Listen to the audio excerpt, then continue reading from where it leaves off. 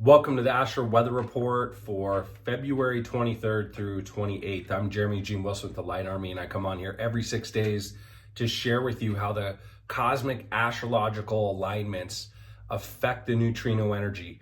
In layman's terms, how the shifts in energy externally affect the way we think, the way we feel, the way we show up. So the people in your life and your own thinking and feeling is not a distraction, not something that disrupts you going after your goals, and ultimately so you can leverage it to your highest benefit. So this next 6 days is all about sacred agreements. This is all about loyalty and boundaries and earned trust. It's about reciprocity. So the mental and emotional forecast, what you can expect over this next 6 days.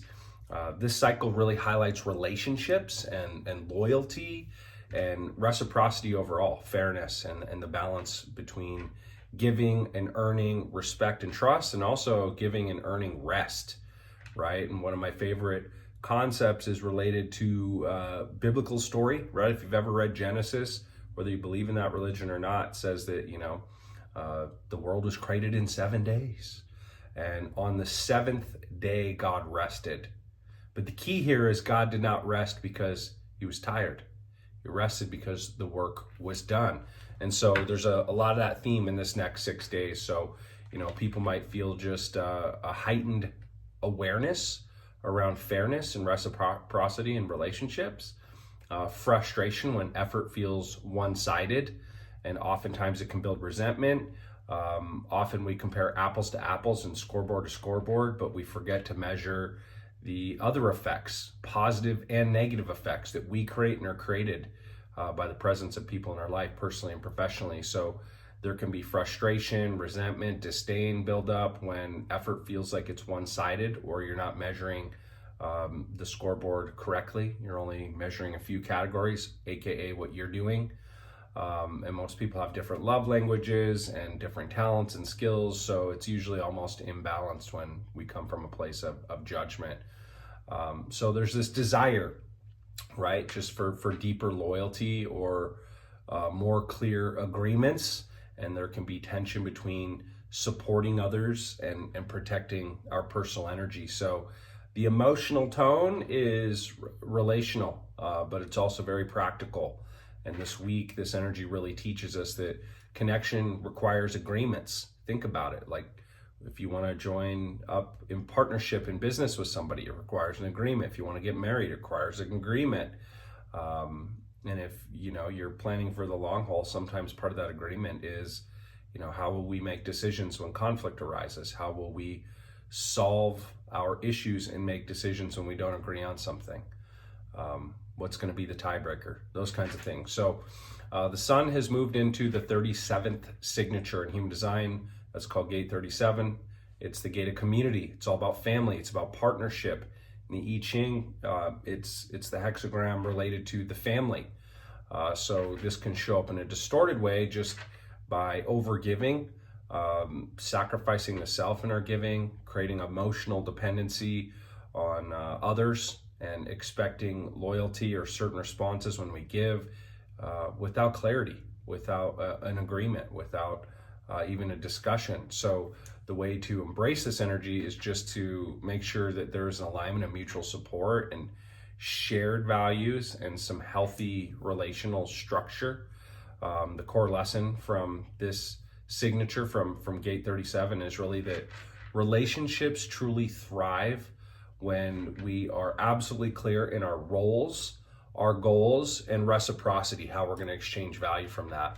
A lot of times people get into things and they're expecting some 50-50 exchange, but they forget that not all equity is equal. So it's really important to weigh that. Go, all right, if I replaced myself, like if I wanted to find, if you were going to be out for 3 weeks and you wanted to replace yourself in a role, well, what would you need someone to do? What are the SOPs? What are the actual things you do? And how much would it cost you to replace yourself, and vice versa, right? If there's someone in your life holding a certain task or holding a certain place in a relationship, personally or professionally, what would it take to replace that person? It's really important that you get clear on that, because that's how we form our agreements. So the other side of this, the Earth has moved into the 40th signature. This is gate 40 in human design terms. It's all about deliverance. This is about willpower. Some call it the gate of aloneness. The I Ching, the I Ching, we call it deliverance. So the way this shows up in a distorted way, clouded a little bit, is, you know, if you just go isolate. A lot of people, when they're feeling down or they feel something's unfair, this isn't fair, and they go pout in a corner somewhere. They pull back, they draw back, they stop putting themselves forward. They almost create an if this then that story, right? It's easy to do this in relationships. If they nestle up to me, then I'll be warm. If they smile, then I'll smile. That's scoreboard thinking. That's not reciprocity. That's ultimately manipulation in some format. That means you're withholding. One of the things I learned from Gay Hendricks, one of the best relationship coaches in the world, is this cycle of withhold, withdraw, project. If you catch yourself withholding, not giving love, not giving smiles, holding back, wait until you get it, that means you're showing up for getting, not for giving. So if you're withholding instead of giving unconditionally, you are the problem 99% of the time. That means you're showing up with resentment, disdain, and you are ultimately creating friction, and you're not communicating effectively. So yeah, you can get burnt out from overgiving, from over responsibility, just feeling too much pressure on your shoulders. And like I said, withholding support. The greatest damage that comes from gate 40 is, like I said, isolation, pullback, sitting in your aloneness and justifying it, and withholding your support. The best way to align with this energy is, you know, to put in a balanced effort, meet me in the middle type of energy. Even if you're not being met, put forth your effort. It's not 1 + 1 = 2, it's 1 + 1 = 3. So, you know, don't pull back your one, or it's just there's no plus. You're not doing yours. There's nothing to add to. And sometimes we're giving it 100%, sometimes we're giving it 20 because that's our capacity. And if someone else is giving it 20, if we pull back our 100, well, now we have nothing on both sides. So, you know, there's a certain level of interdependence that comes from this energy. And if you can create autonomy and independence and show up and be counted on, even when someone else isn't quite doing their job, instead of looking at the scoreboard, we can keep things moving forward. Rest earned comes from that. It's like, did I do the work required? And when the work is done, we can rest. If not, we feel restless. So this is where balanced effort, and, you know, I would say the core lesson from this signature, from this gate, is just that, like, you know, I would say through the tough stuff, true strength knows when to give and when to withdraw. But withdrawing as a form of punishment is immature. So just keep that in mind. I learned some valuable lessons from this. You know, the things to avoid this next week, like I said, just overextending yourself to maintain some form of harmony. I know at times I will show up to avoid conflict and give where I shouldn't give, just to resolve conflict or to avoid it. I found myself last week, someone sent me a message. I could have went focus on something more productive. Said, I was like, all right, I'm going to show up in this conflict in order to avoid future conflict. And it was just a waste of my time. So definitely avoid silent resentment and retreating over what feels like unequal effort. Avoid that at all costs. Just show up, keep giving, and be clear about what you want. Don't give without clarity. If there is a scoreboard, you know, don't act like you're giving because you're friends with someone or because you love them or care about them. If there's an agreement of expected reciprocity, only give with that clarity, right? Expecting loyalty without some form of contribution or a weighed contribution is once again really immature, and it's not emotionally intelligent, and it damages more relationships than it causes you know, more trust and respect in. So the best way to get the most out of this next 6 days is just to have clear relational agreements in your business. Make sure roles and responsibilities and an agreement for the performance around that are genuine, not just, you know, fake agreement, appeasement, whatever you want to call that. Make sure not to avoid conflict. Conflict avoided is conflict amplified. So make sure you put a balanced effort this next week as well into business and family. You can feel like I need to get everything moving, but make sure you put rocks in the river, AKA blocks on your calendar to show up for your family. Make sure that there's reciprocity there,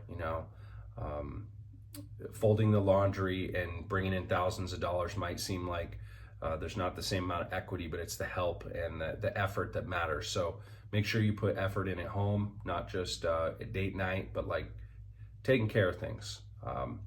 Protect your recovery time, make sure that you're only as good as your rest period. Anyone wakes up tired, then we all know that we perform at a lower level and we feel a little more frustrated. Our stress tolerance is lower.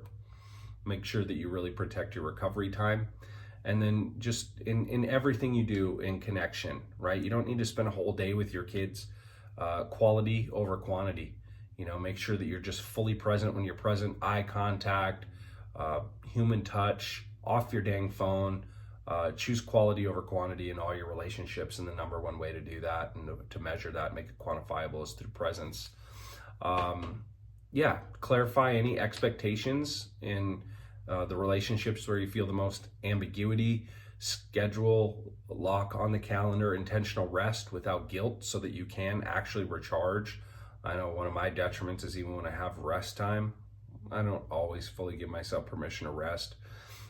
Identify where in your life where effort feels a little imbalanced. Maybe it's long-term effort versus short-term effort. I know I have some cleaning up to do this week with some of my core relationships. Replace those moments where you withhold or you withdraw and we call it silent resentment with structured dialogue. Be like, hey, I feel myself withholding, withdrawing a little bit. I want to resolve this because I want to give you my everything, whether it's in business, personally, professionally, as a parent, what have you. And just this week, what's one energy boundary you can put up that'll start protecting your energy, reduce energy leaks a little bit, whether it's relationally or with your time. A couple questions to be with, just where am I overgiving or where am I receiving to avoid conflict, right? It goes both ways. Sometimes I allow people to do things for me because I want to avoid conflict. Sometimes I do things for people because I want to avoid conflict. So, externally evaluate that and ask yourself, like, what agreement needs some clarity to restore or resolve trust, respect, and balance, right? That's what I got for you this week. Just know that boundaries will protect your love. Conflict avoided is conflict multiplied, and not resting is not a badge of honor, right? That sleep when you're dead thing is BS, because you'll be dead a lot sooner if you don't. And whether it's energetically or physically, it's real. So make sure you get a lot of rest. The Breakthrough Lab is off and running. We do a 10-week cycle, and we switch every week between business breakthrough to help you make more money and internal identity breakthrough to help sustain that when it comes. So that's Wednesday, 12 MST. This week we've got a powerful call to help you, step into the identity that will not only make more money, attract more money, but sustain it and keep it permanently. So you're going to want to know some of the big mistakes people make and why a lot of people that create success go right back to what they had before, and why a lot of people fear it because they secretly know that they'll do just that. So self-sabotage can be avoided. The imposter syndrome can be avoided. If you'd like to know more about that, shoot me a message on Instagram at jeremyeugenewilson.com or whoever invited you here to these Astral weather reports. In the meantime, we're opening up the community this week where you'll be able to engage with other people. Once that hits 100 members, we're going to close the doors and it'll be a pay-to-play arena only. So in the meantime, there's an advantage to hop in and get grandfathered in for free. And have a fantastic week. Remember what you are. Remember what you are not. You are the light, infinite love. Shine on. Bye for now.